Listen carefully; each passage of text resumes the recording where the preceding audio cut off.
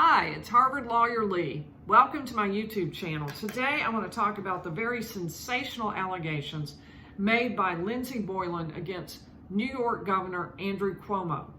She says that he sexually harassed her.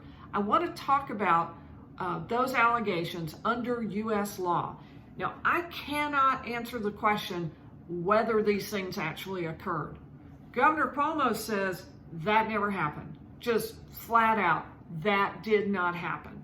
And I can't answer the question whether he's correct or whether she's correct. I don't know whether it happened. But what I can talk about is, what are the laws? Under our law, is what she alleges serious and significant enough to amount to sexual harassment under our laws? So here, let's take a look at some of the things that she says happened. And I want to start by saying, what is it? I want to start with talking about what is it that the EEOC says under our laws would amount to illegal conduct. And here's what they would say: that sexual harassment can include unwelcome sexual advances, requests for sexual favors, and other verbal or physical harassment of a sexual nature. There's also a concept under American law called a hostile work environment. And what that means is that where there's harassment that's so frequent or severe that it creates a hostile or offensive work environment, or results in an adverse employment decision, meaning that the person gets fired or demoted because they're refusing to respond or to play along with what's happening in the work environment. So let's take a look at what are the specific allegations that Lindsey Boylan says Governor Cuomo did. What are the things she says he did? The first thing she says is that when they were on a private plane, he suggested that they play strip poker. Would that amount to an unwelcome sexual advance in an offensive work environment? Clearly, her lawyers will say it absolutely did. So her second allegation is that he touched her on the lower back, the arms, and the legs. In a work context, her lawyers clearly will say that amounted to physical harassment, fully to the level of physical harassment, and also unwelcome sexual advances. He says she kissed her. They'll make the same argument. The fourth thing she alleges is that that Cuomo told her to look up photos of a woman who was rumored to have been his girlfriend, and said, "You two could be sisters." Now, for this, the lawyers will have to step back and look at the context.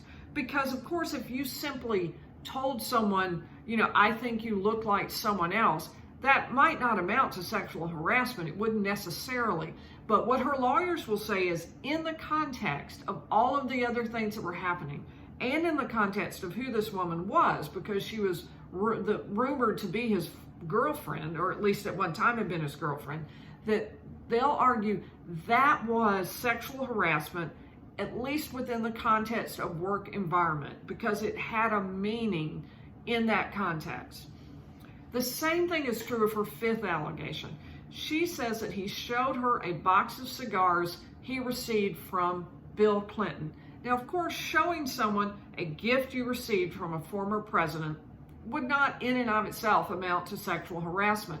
She said that in context, it meant something different because of the connotations of cigars, Bill Clinton, Monica Lewinsky. She says all of that put together meant he was trying to make a sexual innuendo. He was trying to say something to me of a sexual nature.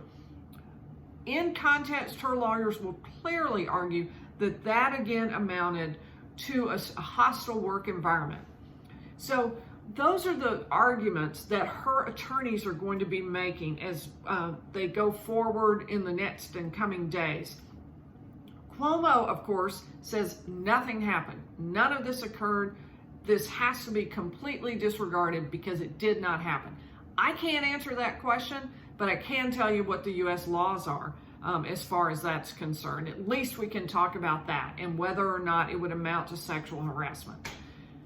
Thanks for watching. I hope that you will like and subscribe. If you want more legal commentary, you want to understand more about how law applies to our current events, please like and subscribe. Thanks for coming.